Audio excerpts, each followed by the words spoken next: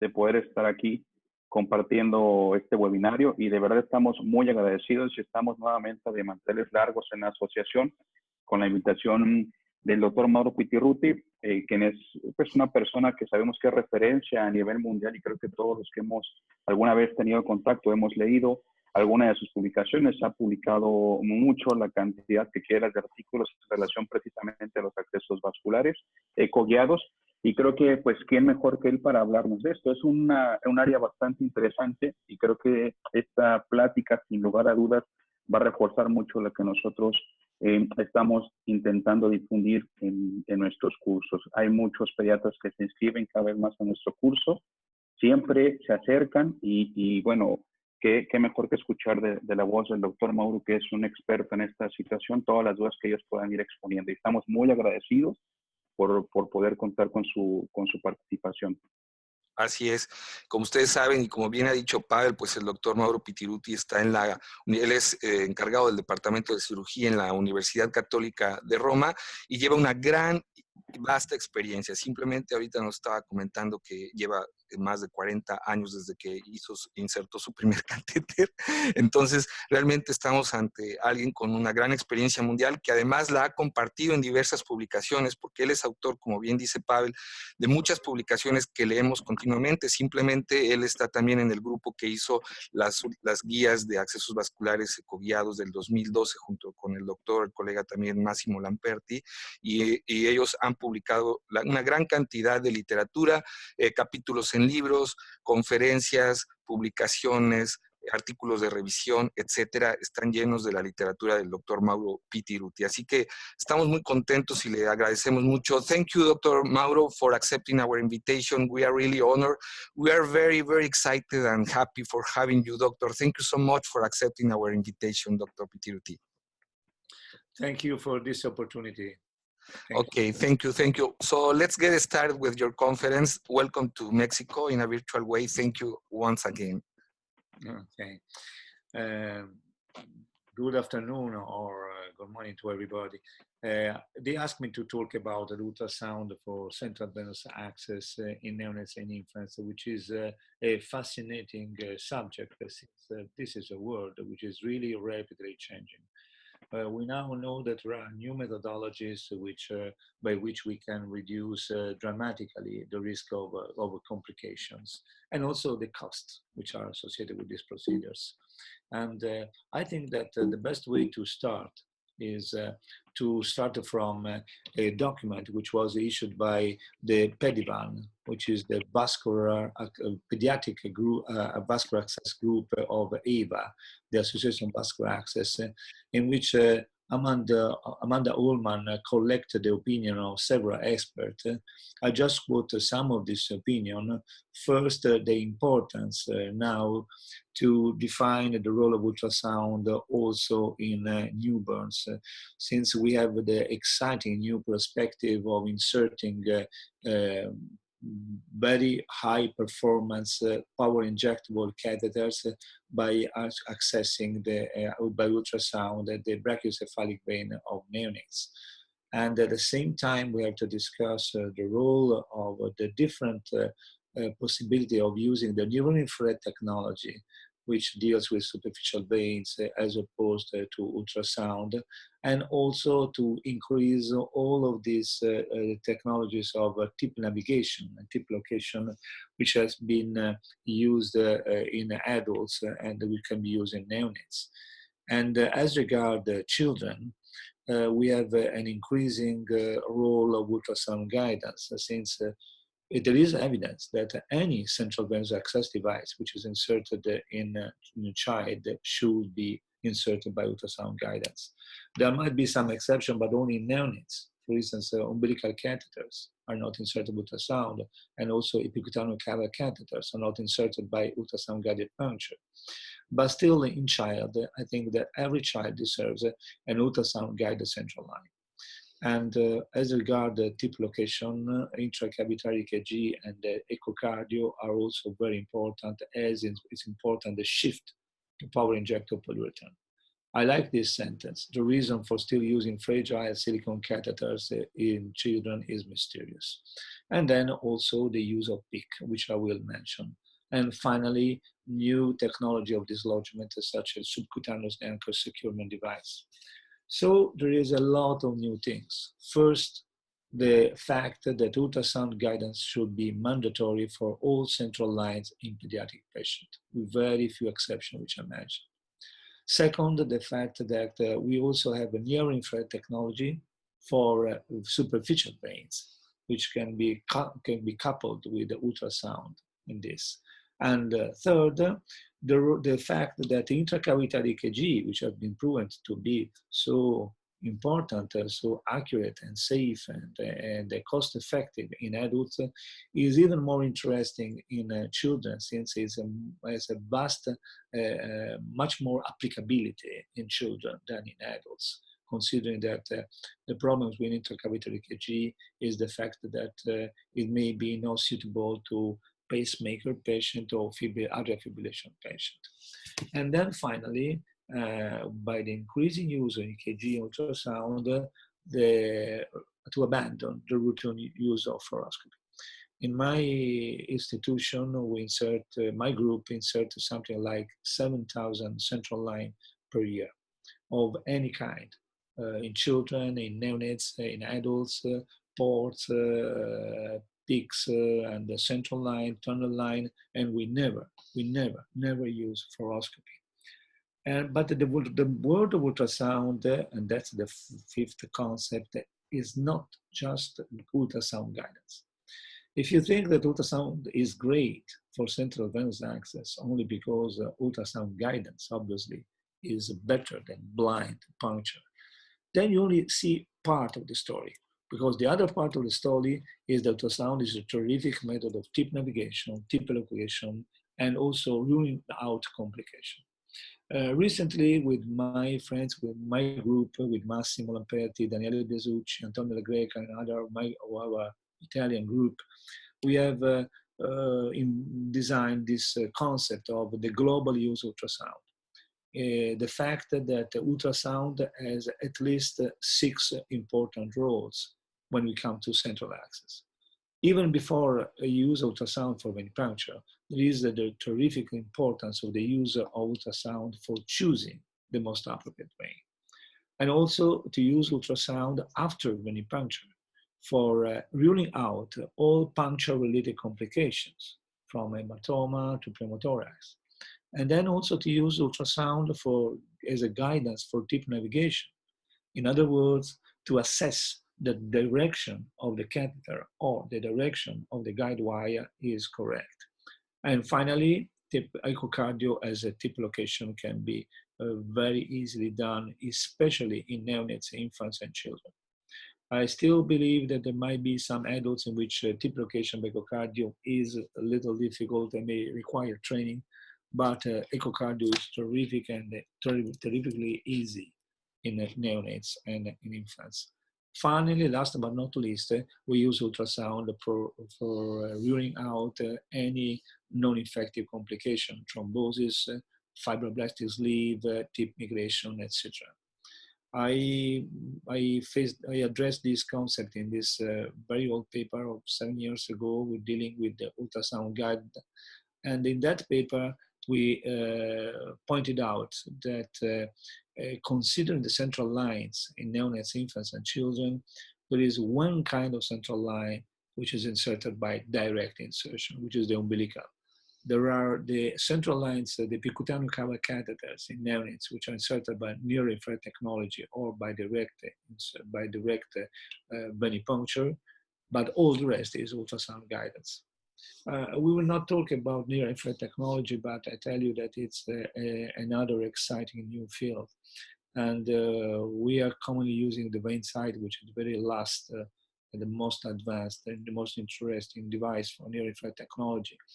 Massimo and I, we have discussed this in an old editorial which appeared on British Journal, pointing out that near-infrared technology is for superficial veins, the veins which are less than 7 millimeters of depth, while on the contrary, ultrasound is for detection, puncture, and cannulation of deep veins. And I think that the distinction, the discrimination between superficial and deep veins can be done very, very closely considering the performance of near-infrared technology, which is, as a matter of fact, exactly visualize veins only if they are less than 7 millimeters of depth. And once that you have ultrasound, practically no one is going to stop you. You can insert lines in femoral, in axillary, in a brachiocephalic, in children, neonates of literally any age and any weight. With the exception of umbilical catheters and epicanal catheters, neonates, all other central access can be divided into three categories according to the Walkover classification, which has been recently also adopted by other societies, such as the Italian Society of Anesthesiology, which is CICC, the central inserted central catheter, the PICC, the peripheral inserted central catheter, and the FICC, the femoral inserted central catheter, catheter inserted at the groin. And when we talk about the groin, we talk about, of course, about the femoral, the common femoral, the superior femoral, the saphenous, and in my experience also sometimes in neonates, the common iliac vein. When we talk about PICS, we talk about the deep veins of the arm. So it's important not to confuse this PIC with the epicutaneal cover catheters, which are inserted in superficial veins of the arm. And also, we can divide the central inserted central lines depending on whether the puncture is infraclavicular or supraclavicular. And interestingly, we have now a wide range of veins. We have axillary vein, brachiocephalic, internal jugular, external jugular, subclavian. So all the concept that the central and central line should be only subclavian or jugular is a concept of the 20th century, when we had no ultrasound. The 21st century is the era of ultrasound. We use ultrasound for femoral lines. Femoral lines are not recommended in very small neonates because there is a risk of thrombosis.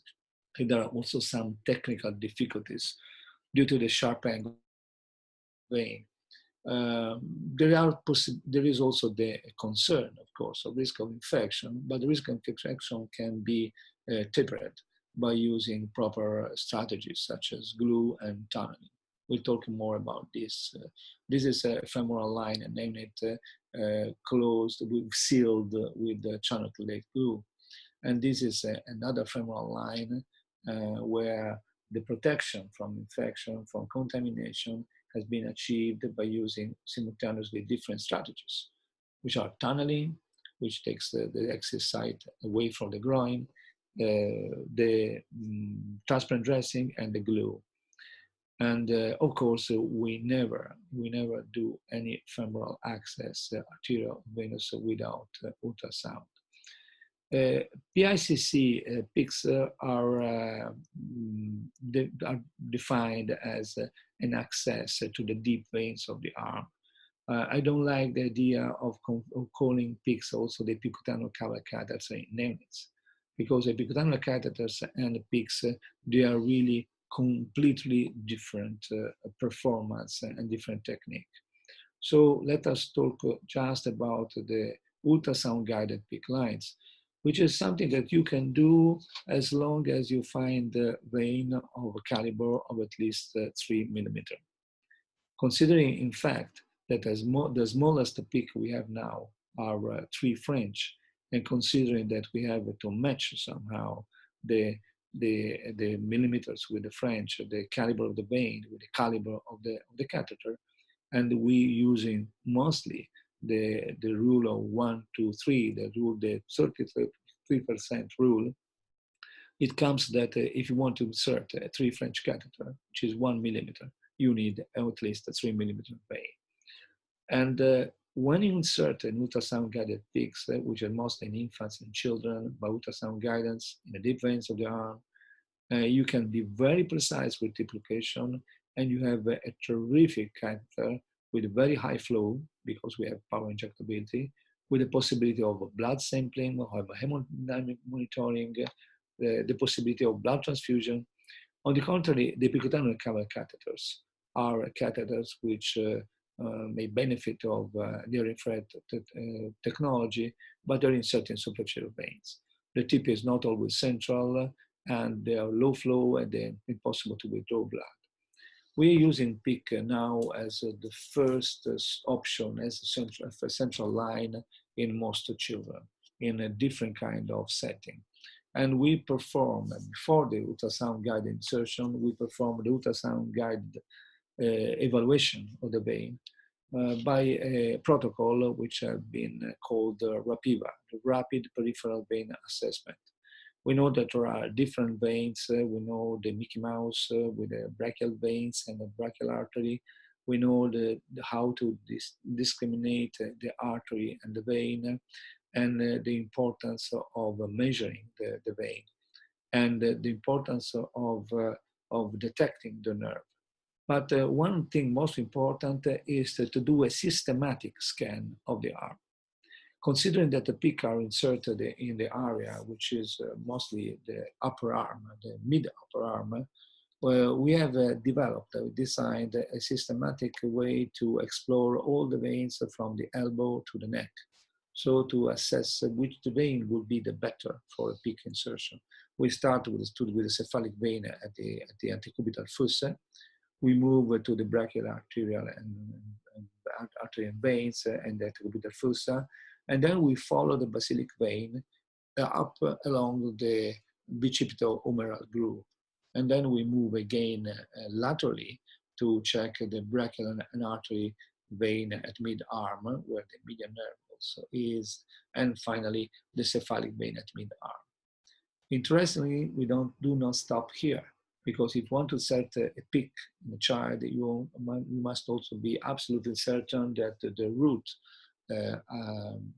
centrally is completely patent. So we check the axillary vein by ultrasound, and we check the supraclavicular veins. By this RAPIVA, we can be completely sure to decide really which is the best vein and the best side, or the best arm before starting the procedure. This has been included in a protocol which has been nicknamed the safe insertion of PIC. It is a protocol of 8 recommendations, which includes, as you see at point 5, ultrasound guided puncture, of course, and the point 6, tip navigation by the ultrasound again. And sometimes I've been asked from which age on you start to insert a PIC in a child. Well, it's not a question of age. From which weight on, it's not a question of weight. The problem is just to find the availability vein at the arm whose diameter must be at least 3 millimeters. That's really the indication. If the veins are smaller than that, then we know that a PIC is not feasible, and we insert a central catheter. In children, we have a wide range in grown-up children. We have the same wide range of veins that we have in adult women. We have at least 4 veins in supraclavicular area, the brachiocephalic, the internal jugular, the external jugular, the subclavian, which can be accessed by ultrasound. In the infraclavicular area, we have the axillary vein, sometimes also the cephalic. But the most relevant thing is that we do not use the central inserted, the central catheters that are being sold for this purpose. If you look at the products that we have on the market, they are all obsolete. They are selling us exactly the same central lines for children, pediatric central lines that they used to sell 25 years ago. Nothing has changed. On the contrary, the best technology, the cutting edge of technology is the PIC. With the PIC, we have a terrific needle, a 21 gauge needle, echogenic, and optimal microintroducers, terrific nitinol guide wire with floppy straight tip. You can adjust the length because you need it for tunneling. They are in power injector polyurethane. So all of this, the choice of a PIC as a central catheter makes the difference. So we're using really the best material, the best technique, and the best vein available. The best vein available, the smaller the child, the more likely is the brachiocephalic. But we'll go through that. I will summarize what we do as for central line in 6 key points. The first key point, of course, is to start with the ultrasound study of the deep vein, of central vein. This has been nicknamed RACIVA, the rapid central vein access. We described it many years ago. It's also mentioned in our studies. And I think that considering the ultrasound is becoming the standard technique for achieving central line, we also must see ultrasound as the best way for choosing the most appropriate and safest venous access. If we look at this paper that we have quoted before, the consensus document by Winfocus, Gaviset, Vokova, which appeared on Intensive Care Medicine 7 years ago, we see that there are many interesting, important recommendations about the use of ultrasound for neonates and children, but I will focus on the last one. The last one is there is no ideal site for cannulation in children. The best site should be determined after ultrasound examination. And the ultrasound examination should be done systematically. As much as we do the RAPIVA for a systematic assessment of the vein of the arm, we do the RACIVA, the rapid central vein assessment, for a systematic, careful ultrasound evaluation of all central vein of the supraclavicular and infraclavicular area.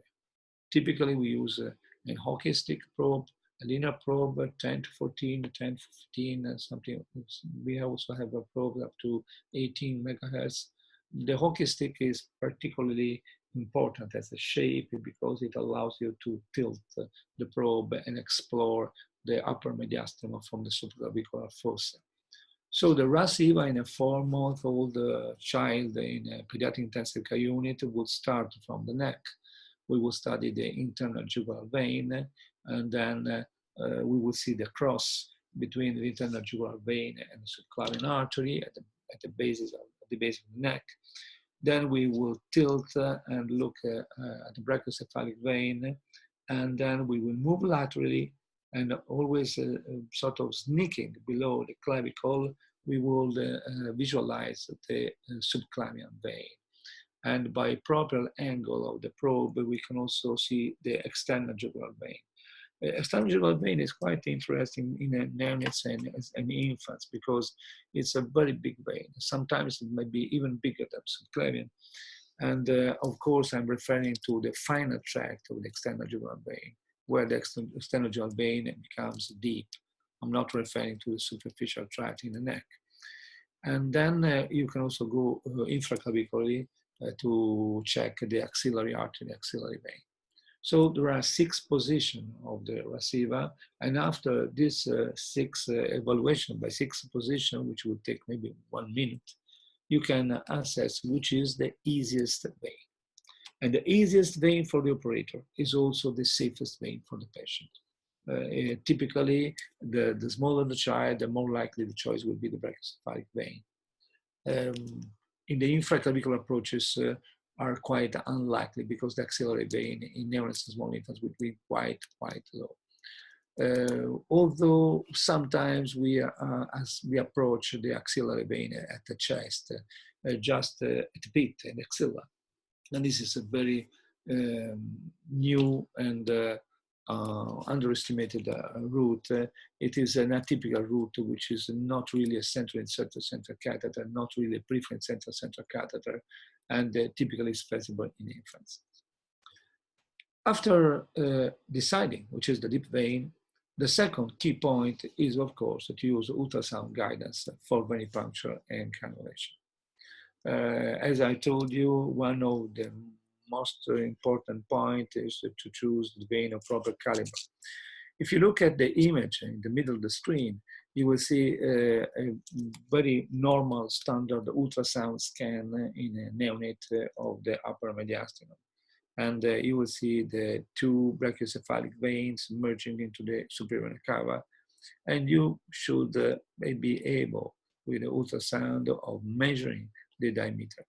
As I told you, we still consider the safest approach the 33% rule, which means, which also from the mnemonic point of view is very useful, because considering that the millimeters are exactly the triple in size of the French, and considering that the vein should be the triple in size of the catheter, you can very easily remember that the millimeter of the vein should be equal or superior to the French of the catheter, which means for a 3 French catheter, you will need a 3 millimeter vein, for a French catheter, for a 4 millimeter vein, etc. Luckily enough, most of the brachiocephalic vein in infants and in neonates are 3 millimeter or 4 millimeters, most of them. So you can very easily insert a good 3 French or 4 French single lumen, 3 French, single lumen, 4 French, also 4 French double lumen in these veins. Of course, it's also strategic to use a proper kit of microintroduction. We don't use simple selling anymore, just maybe in very few selected cases. Most of the time, we use the modified selling technique, which means that we puncture with a very small needle, a traumatic needle, such as a 21 gauge needle. Then we insert a microguide wire, like the soft straight tip and microguide wire at 0.018 inches. And then we put in microintroducer, we remove the guide wire, and we insert the catheter into the microintroducer. And obviously, another recommendation for ultrasound guided venipuncture in all children, but also in adults, as a matter of fact, is that any supraclavicular approach should be by the in-plane route. We can see the brachiocephalic typically in the long axis, and the needle enters in the in-plane approach. This gives you the possibility of having always an eye on the tip of the needle, so that nothing bad happens. And you see the pleura, you see the artery, you see the other the nerves, you see the other structures, and you are sure that you are directing the needle exactly to the vein. Sometimes the function may be very easy, like in this brachiocephalic vein. Sometimes it may be very, very difficult, but still the process is always the same. Visualization with the long axis with brachiocephalic vein in the supraclavicular area, and the puncture by in-plane approach, by the in-plane puncture. And I would say that I will show you our data at the end of this presentation. I will say that the vast majority of the patients below 6 years, the brachiocephalic vein is the best vein. And I've been puncturing recently also veins in very, very small premature infants. I had the occasion to insert a central line in the brachiocephalic vein of 2 millimeters in a neonate of 420 grams. And I'm not alone in this, because my friend James Bennett from Birmingham went very close to that, to 450 grams. And Christian Breschan, very nice and very intelligent doctor from Klagenfurt, Austria, he got it to 500 and something. So it's not a problem of weight, it's just a problem maybe of the materials that we use. After ultrasound, it's also important, of course, to check the direction of the guide wire catheter. Even if you're not particularly expert in cannulation of the brachiocephalic vein, you will recognize in this picture the fact that the guide wire is going to the brachiocephalic of the contralateral brachiocephalic. And you can check the guide wire, you can check the microintroducer, you can finally check the catheter. So you continue to use, you keep on using the ultrasound even after ultrasound guidance, guided puncture, because you need it for tip navigation. And after tip navigation, you need the tip location, which are two different things. Tip navigation is you assess the right direction, and tip location, you assess the final position of the tip. And we are using, of course, the intracavitary EKG method. This method, which is very simple, and probably most of you already know it, was invented, think about it, exactly 70 years ago, 70, in 1949 by a guy called van Hollerstein in Germany. And we've been using this method since maybe 20 years. It's a method which looks at the variations of the peak after changing, transforming the catheter in a traveling electrode. And we also doing it in children where sometimes the surface landmarks are not reliable, and we don't like to do chest X-ray in children, so we actively use intracavitary EKG. And it's very, very easy, it's incredibly inexpensive, and has a wide application, as opposed to an adult, as I already mentioned, where atrial fibrillation may be restrained to use this method. There are no problem, almost never problem of atrial fibrillation in the pediatric age, and not problem of pacemakers. We also have published a multi-center study from Gaveset, which is the Italian Society of Vascular Access, dealing with the intracavitary EKG, and we found out that there was a very, very high applicability, almost 100%, and a very high feasibility, almost 100%, and a very good accuracy in terms of match with the X-ray. In particular, using a dedicated EKG monitor, this accuracy was close to 99%. And it was completely safe, which is another very important thing. There were no complications ever directly related to the method. So we absolutely think that EKG method is perfect in children. We are now using it also in neonates. And in neonates, we have results which are even better. Intracavitary EKG is feasible and very easy if applied to catheters which are at least 3 French. We don't use it with the epicutano covered catheters, but we use it on all other central lines in neonates. On the other hand, the intracavitary EKG is aligned with what are the recommendations. The AHRQ, which is the American Association for the Quality and development of a safe procedure for the patient, in 2013 already told us that the use of real-time ultrasonography for central line placement should be strongly encouraged. But they also said that any practice that reduces radiation exposure from fluoroscopy should be encouraged, which I read as an indirect endorsement of the EKG technique. And the fourth key point is use ultrasound, not only for tip navigation, ultrasound guidance, but also for ruling out complication and for further verification of tip location. You are all aware of the great accuracy and cost effectiveness of ultrasound for detecting pneumothorax. This has been shown in many, many papers and also in the pediatric area. And you also are familiar with this slide, so I don't think I have to go through them. I will tell you that the sliding sign is incredibly easy to detect also in neonates. In neonates, the ribs are not an obstacle to ultrasound, so you actually can see the pleura even below the ribs, so you see the pleura in all its continuity. And apart from this, also tip location can be done with ultrasound. And the echocardiography has been widely used in Europe for tip location.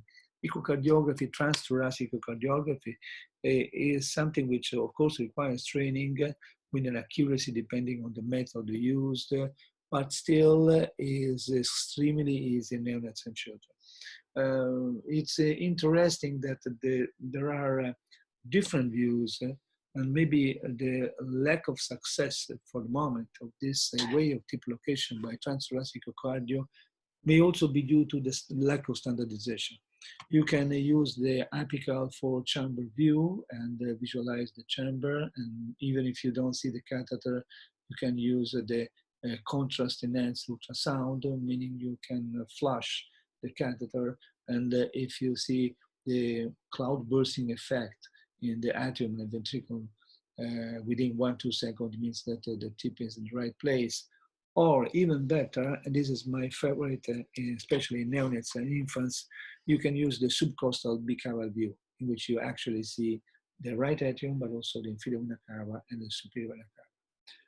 There are many, many papers in this regard, mostly, as I told you, from Europe and not from USA. You see French paper here, Italian papers, and a paper from different countries.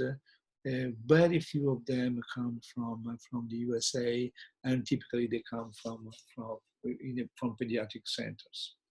On the other hand, coming back to our reference consensus, which was the intensive care medicine consensus of Ecoguiados, that we see that we already pointed out that the contrast ultrasound was a valued method even 7 years ago for detecting the central venous catheter tip.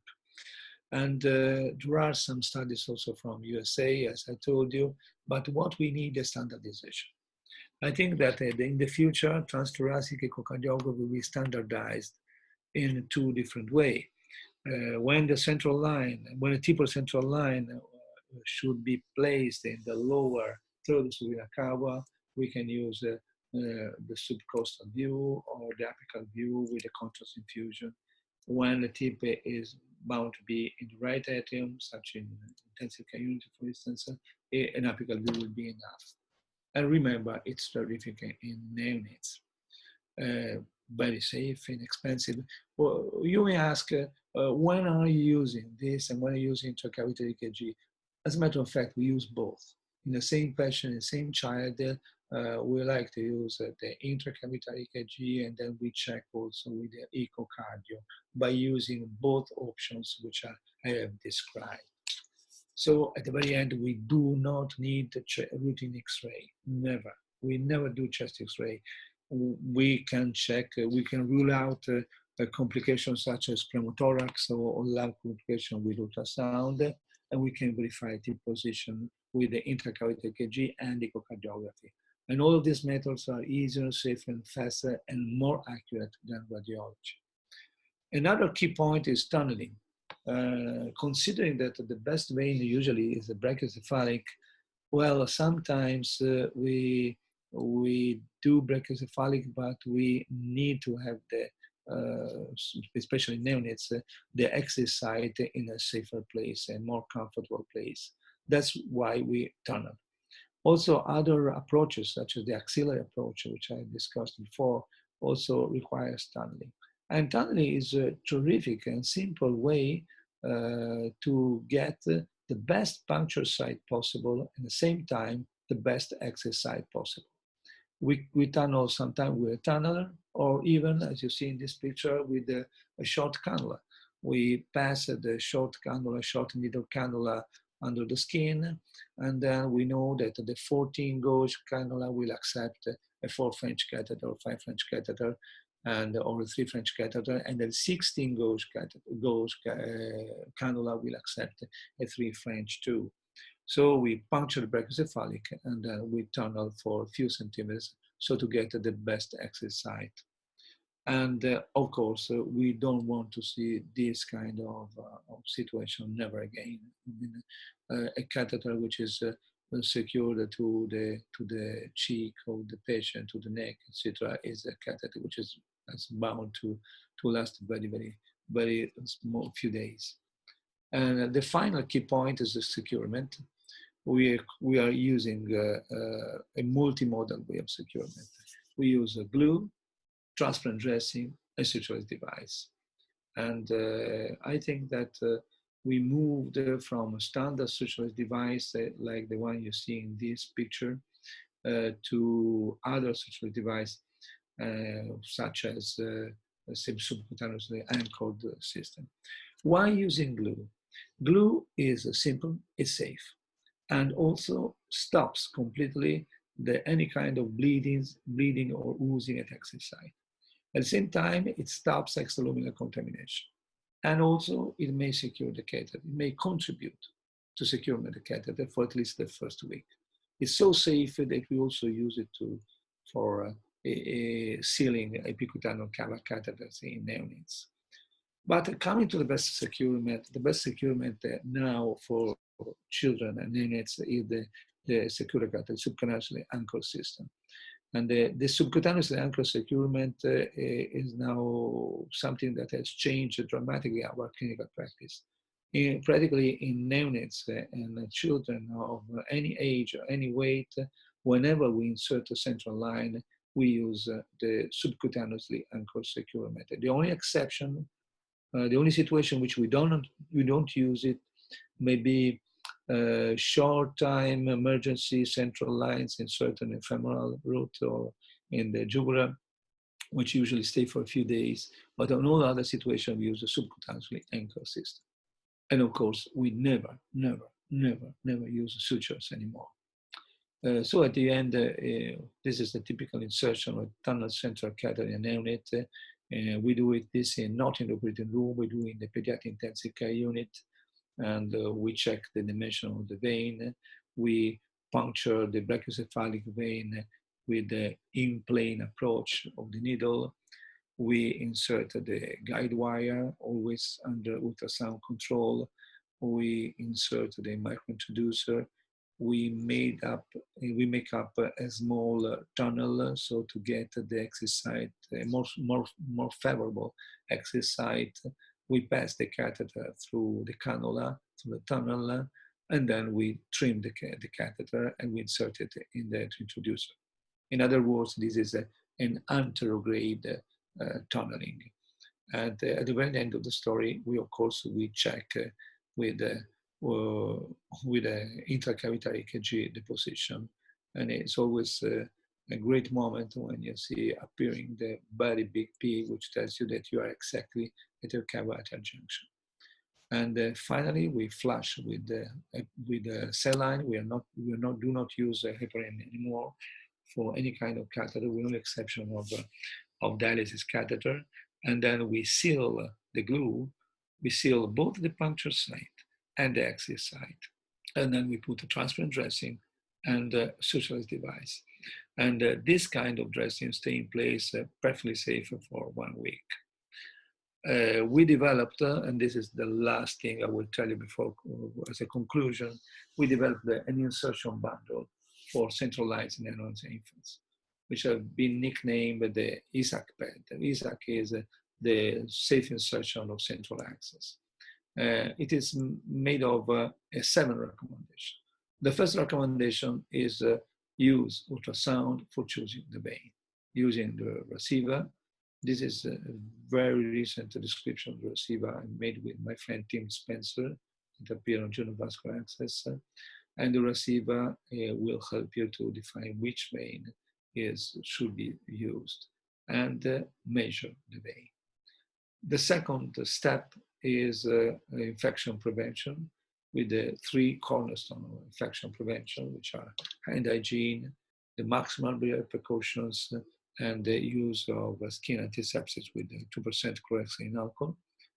The third step of this protocol is to use ultrasound for venipuncture, for tip navigation, and for ruling out pneumothorax, something which we have been discussed. And the fourth step is the tip navigation with ultrasound and tip location by intracavitary EKG for tip location and ecocardiogram. 5 recommendation is to tunnel the catheter every time you think that this will help to get the exit site in a more favorable area. Tunnel when needed. And the 6th recommendation is to seal the exit site with glue. We have published a paper. The first name is Biasucci. It appeared on Journal of Vascular Access, showing that a multimodal approach using tunneling, glue, transparent dressing, and sutural device has reduced the risk of catheter-related bloodstream infection to 1/10 in our pediatric intensive care unit. The 7th step, the 7th recommendation is the use a sutureless device and a transparent dressing. And this protocol, we have published this protocol already. and is designed to minimize all the complications. I will show you as the last thing our results. We have reviewed our experience. This is a new paper which will come out this year. 729 centralized pediatric patients, and we inserted in neonates mostly central line, practically exclusively central line, as you see mostly in the brachiocephalic vein. We used 100% of time ultrasound for punctual tip navigation. 100% of patients got the intracavitary EKG, and 1/3 also got echocardio for tip location. And all of them were done. And if we come to infants, age 1 month to 12 months, we have been using mostly brachiocephalic vein again, but also some femoral. We've been using always ultrasound for punctual tip navigation, or intracavitary for tip location, also echocardio when needed. And finally, in age 1 to 18, all the other children, we have been using ultrasound for puncture and tip navigation, intracavitary G, echocardio tunnel. And you see that in children, the majority of catheters were peripheral inserted center catheter, were PICCs.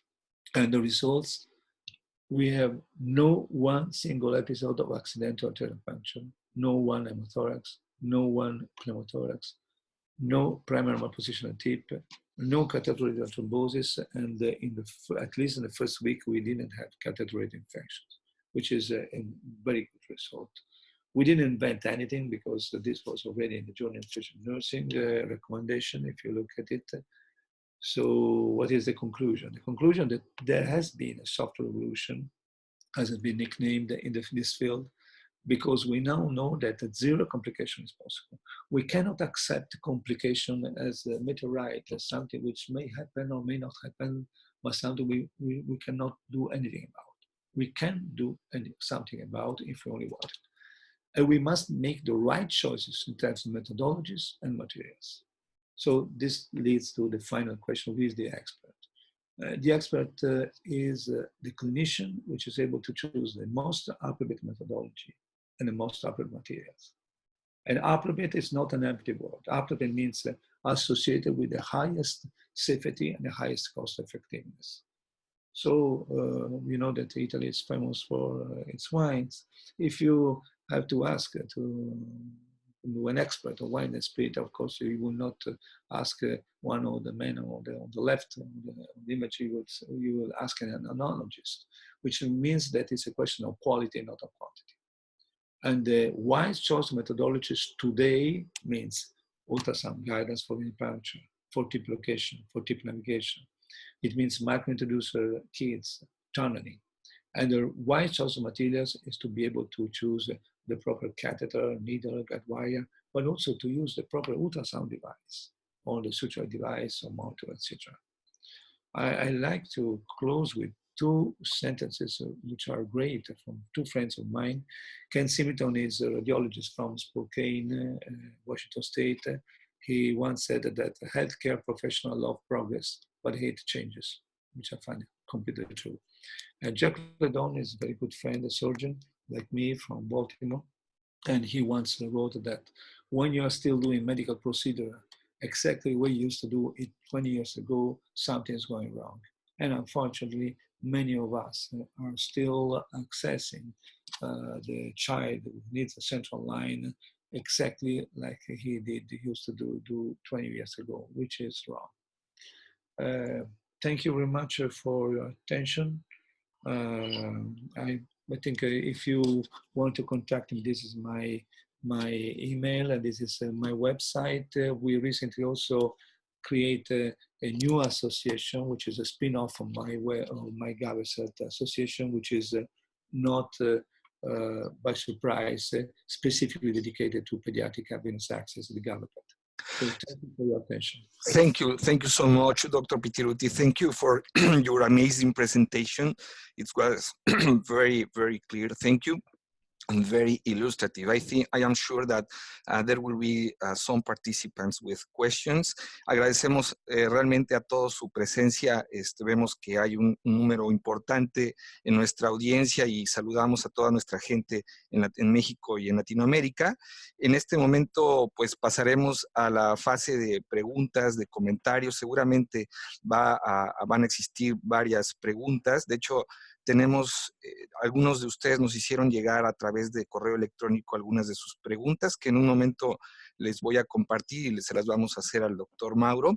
Pero antes, Pavel, no sé si estás ahí, me escuchas, ¿quisieras hacer algunos comentarios, algunas preguntas antes de pasar a las preguntas de la audiencia? Sí, claro que sí, Juan, ¿me escuchas? Sí, adelante, Pavel. Bien, bueno, pues muy agradecido con la presentación magistral del doctor Mauro Pittiruti. La verdad es que es un deleite poderlo escuchar.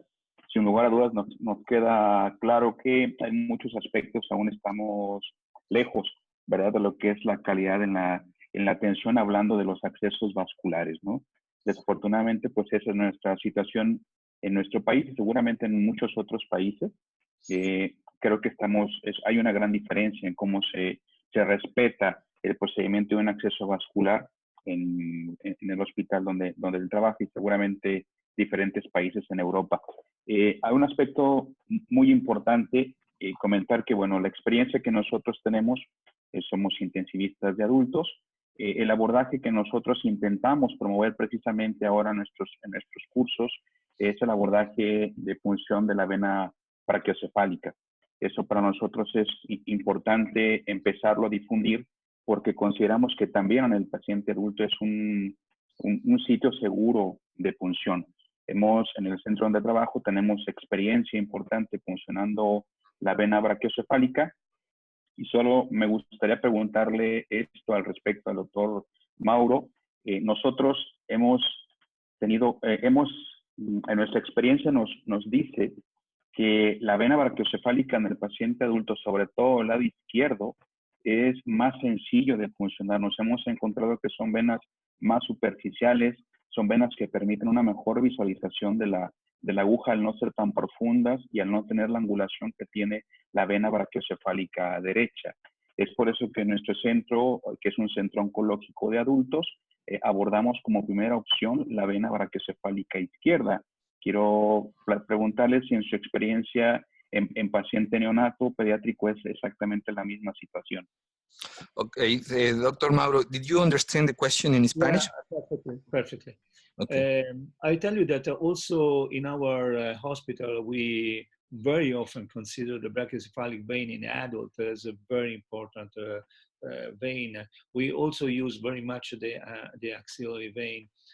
I would tell you that the perfect indication for the brachiocephalic vein is the short-term or long-term dialysis catheter. But in that case, you should use the right, not the left brachiocephalic vein. As regards the choice between the right and the left in neonates, there are pros and cons. My friend Christian Breschen, he loves to puncture on the left side, and I love to puncture on the right side.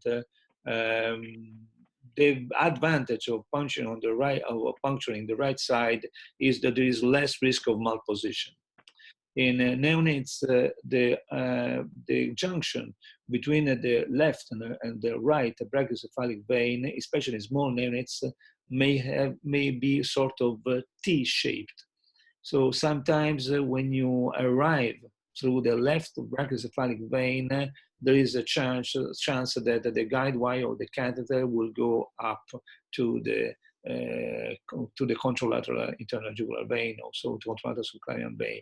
So in terms of malposition, the right should be preferred, and that's what we do. We usually have a first option, the right brachiocephalic vein, as you maybe saw in my pictures. My friend Christian has another point of view. He said that being more horizontal, the left brachiocephalic vein is easier to puncture to cannulate, which is also true, as a matter of fact. But still, you have to weigh the fact that it's easy to cannulate, but it might be more difficult to enter the superior vena cava on the left side. So there is no definite answer, I would say. I will suggest that you use ultrasound for defining which of the vein, which side is best. With the ultrasound in neonates, you can also very carefully visualize the morphology of the junction of the two brachiocephalic, and you can understand, you can see whether it is T-shaped or Y-shaped or else. Ok, ¿alguna otra pregunta, Pavel, comentario? Sí, muchísimas gracias por la pregunta y seguro es una duda que teníamos varios de nosotros. En relación a la localización de la punta, creo que es algo que no se hace de manera rutinaria, desafortunadamente, en los hospitales de nuestro país. Principalmente porque, bueno, no se cuentan con los dispositivos para poder hacer las conexiones adecuadas, aunque sabemos que hay una manera muy sencilla de poder conectar la guía hacia una pinza y de ahí hacia un electrodo del monitor. Pero me gustaría escuchar del doctor Mauro si hay un estudio que compare la localización adecuada de la punta con el electrodo intracavitario versus el contraste de burbujas espontáneo por ecocardiografía o visualizando el catéter por ultrasonido también. Well, there are papers showing a very good accuracy of intracavitary EKG if compared to transesophageal echocardio. As a matter of fact, transesophageal echocardio has been used in these papers, at least I remember one Korean paper, one German paper, also one paper from my group, to show that the intracavitary EKG was more accurate than radiology. This is for true. To my knowledge, there is no randomized study showing any good comparison between the transthoracic echocardio and the EKG. Also because, unfortunately, the technique of transthoracic echocardio is not standardized. So there are at least 70 papers in the literature in the last 10 years, 70, dealing with ultrasound based tip location, and I tell you that all of them use different methodologies. So I think the times are not right for that. My society, Gaviset, is working to a project which has been nicknamed Ecotip. We hope to finalize this project for the end of this year, in which we are looking at all the different techniques in the literature for transthoracic echocardio tip location and define to standardize that. At that point, it will be very nice, very important, as you suggested, to compare intracavitary EKG and transthoracic echocardio. But still, remember, we already know the EKG is terrific because its accuracy is very close to transesophageal. So the role of echocardio is a support to intracavitary EKG, or the use in those patients in which intracavitary EKG is not feasible or not applicable. Okay, muchas gracias. Prácticamente estamos hablando de que es mejor entonces la intracavitario y el trazo, ¿no? Parece ser que eso sería lo más recomendado, aunque todavía faltan algunos estudios, tengo entendido. ¿Qué más, Pavel? Una última pregunta, doctor Mauro. En nuestro país no hay mucha experiencia en relación al uso de catéteres de línea media. ¿Nos pudiera usted hablar un poquito acerca de esa opción? ¿En qué pacientes? Si usted lo utiliza, lo recomienda, si tienen cabida en pacientes neonatos y pediátricos, el catéter de línea media, el midline catheter. The midline. Well, midline catheters are defined differently in Europe and USA. What I would say, Europe and Australia on one side have a definition, and the USA is another definition. The definition in USA, which maybe is the one you follow, is that any catheter which is longer than 6 centimeters basically is a midline. On the contrary, Europe and Australia discriminate between the mini midline or short midline and the standard midline or mid-clavicular. I tell you that in neonate, there is no room for midline catheters. I mean, the arms of the neonate are not inappropriate for midline. Either you put a short cannula or you put epicondyle catheters or a central line. There are no other choices.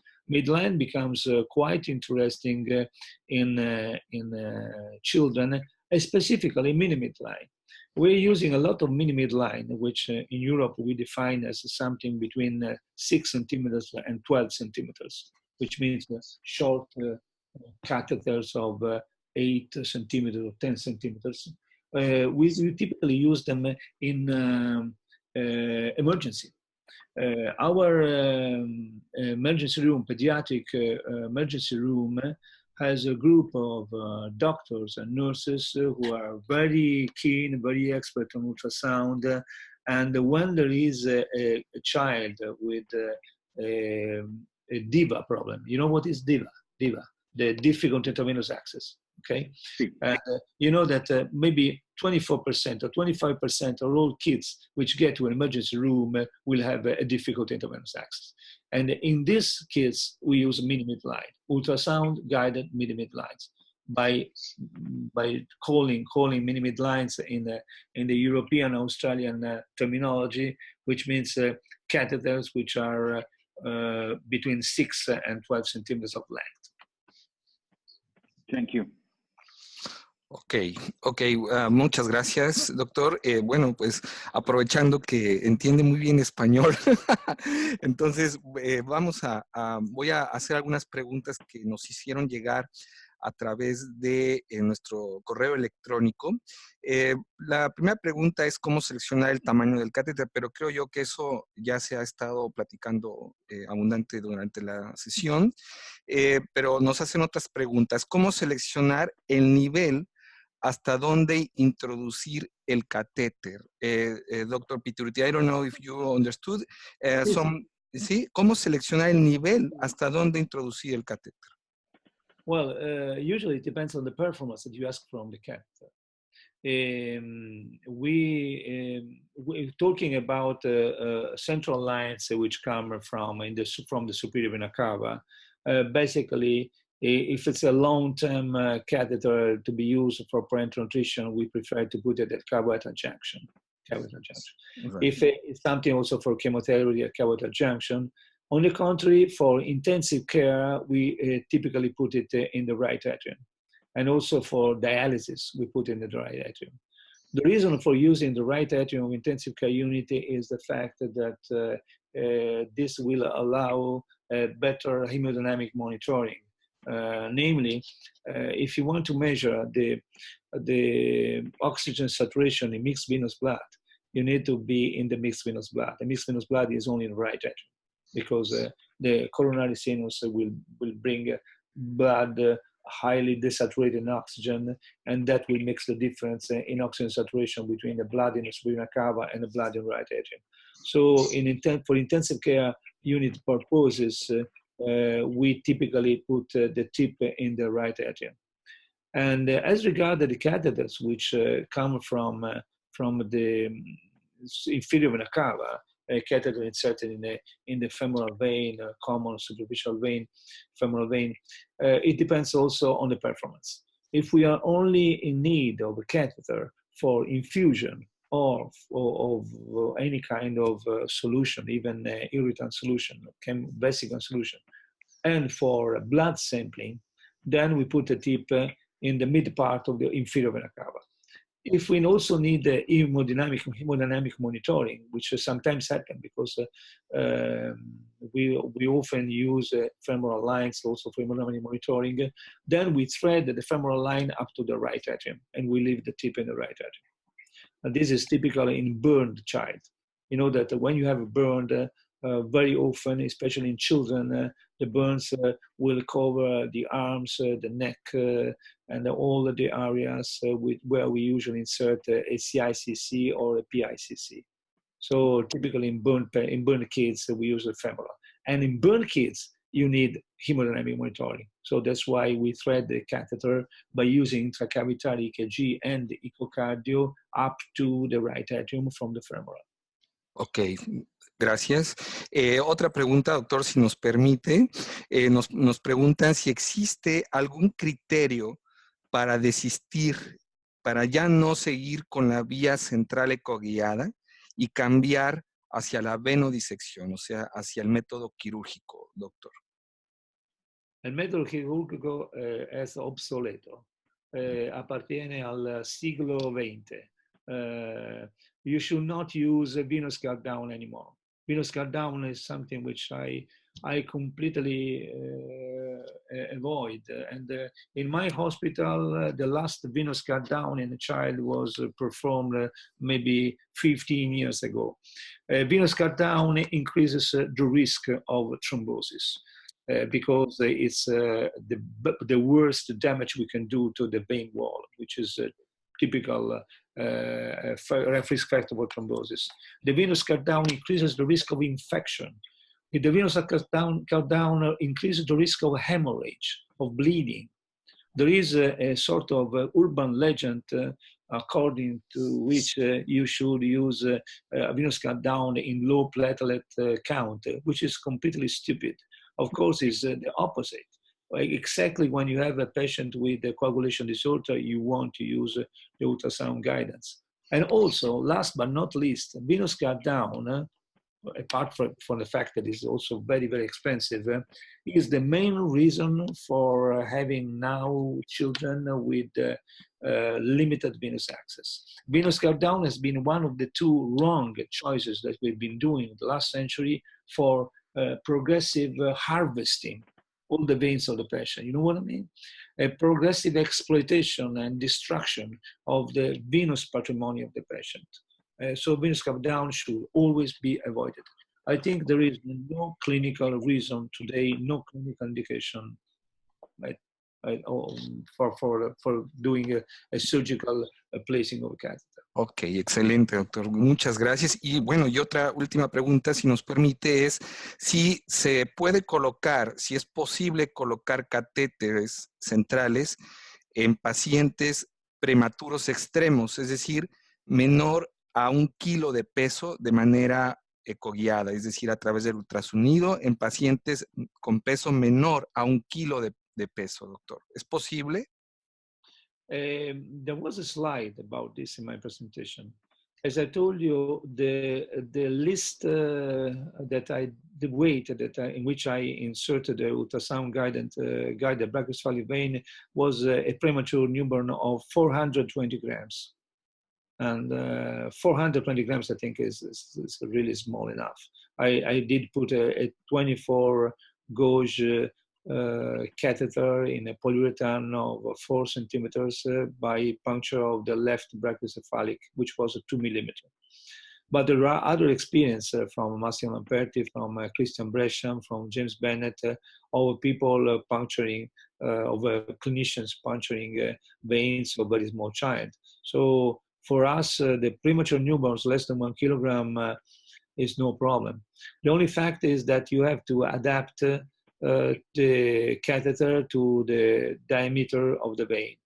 In a study that has been recently published from my group, we were published on neonatology, we measured the diameter of the veins at different ages. And not surprisingly, below 1 kilogram, you still have a good vein which with an average caliber of 3 millimeters, which means that you can very nicely put an ultrasound guided 3 French catheter in it. Doctor, bueno, pues muchas gracias, doctor. Realmente ha sido extraordinaria la sesión. Solamente hay, si nos permite, la última pregunta desde la audiencia, doctor Mauro. Nos están preguntando, en el caso de las terapias intensivas pediátricas, cuando son pacientes en estado postquirúrgico, después de una cirugía, y quieren un monitoreo invasivo de la presión arterial, si usted recomienda algún protocolo específico para canalizar las arterias en un estado postquirúrgico para monitoreo hemodinámico invasivo. Do you recommend some protocol? Well, we usually use as much as possible the radial artery. I've been inserting very small 24 gauge catheters of polyether block-amider or polyurethane or similar material, even in neonates, in very small neonates. It's only a question of using the ultrasound. You know that the ultrasound is mandatory for arterial puncture. In some other neonates, we prefer to use the femoral artery. In kids, we mostly go to the radial artery, and in some situation, when there is no good artery at ultrasound examination, we use a femoral. And we prefer to use either polyurethane or PIBA. We don't like polyethylene because they are very stiff and there is an increased risk of thrombosis.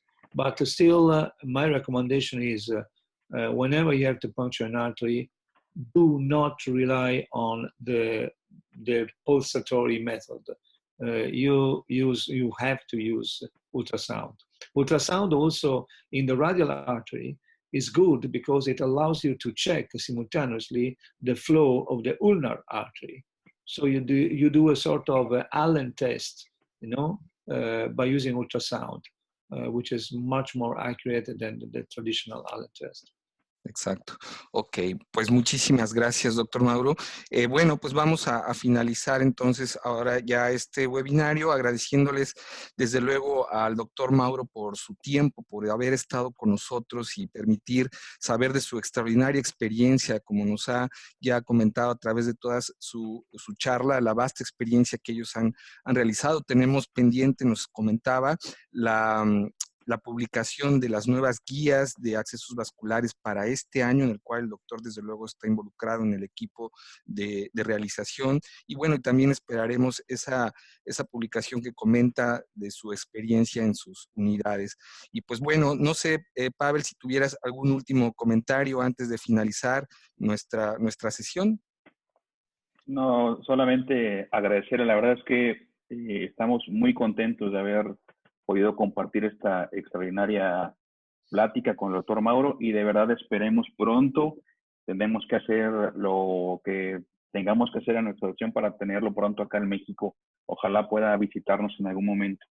Así es, sobre todo con el tema de certificación, ¿no? De accesos vasculares, que creo que es algo que en nuestro país hace falta y que, bueno, nuestro grupo está muy interesado en que pronto tengamos esa posibilidad a través sobre todo de expertos mundiales y que, bueno, en nuestro país tengamos esa herramienta y que podamos certificar a todos aquellos interesados en este tema en particular. Y, bueno, pues agradecerles a todas ustedes su presencia, a toda la gente de Latinoamérica que nos ha escuchado, recordarles que esta sesión estará en nuestro sitio de Facebook On Demand, es decir, puedan verlo en cualquier momento, en cualquier lugar, en cualquier situación, repetirla cuantas veces ustedes deseen. Ahí está toda la bibliografía, incluso también esta sesión fue basada en una publicación del doctor Mauro y está en enlace en nuestra promoción para que ustedes puedan revisar también su publicación. Y pues bueno, agradecerle al doctor Mauro de verdad por esta oportunidad de compartir este momento con todos nosotros. Thank you so much, Dr. Mauro. Thank you for spending part of your time with us. We are really, really happy, Dr. Mauro. Thank you so much. Do you have some last message or some last words for our Latin American audience? No particular message. I think I talked too much. Thank you very much, Juan Antonio. Thank you very much, Pavel.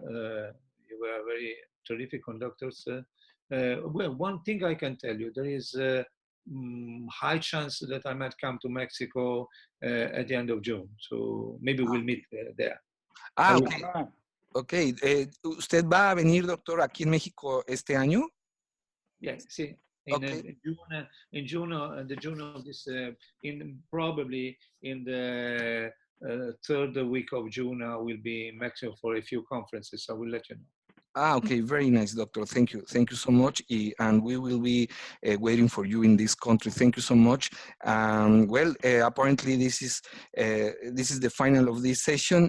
And gracias, doctor Mauro. Y bueno, pues estamos en contacto. Gracias a todos los que nos acompañaron durante este webinario. Y bueno, pues continuar con todas nuestras actividades que tenemos de nuestra asociación y de nuestro grupo en particular. Tenemos cursos de accesos vasculares para toda nuestra audiencia aquí en México y todos los médicos interesados. Muchas gracias. Thank you so much, Dr. Mauro. Thank you once again. Bye. Hasta luego, Pavel. Hasta luego, Pavel. Nos vemos.